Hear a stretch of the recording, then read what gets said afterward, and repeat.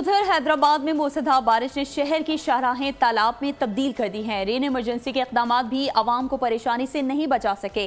जानते हैं bureau head Hyderabad Irfan आराई से। हैदराबाद में तूफानी बारिशों के बाद की जो सूरत हाल है वो इस वक्त अगर इमरान आपको दिखाएं तो बहुत ही परेशान कुन है शहरियों के लिए।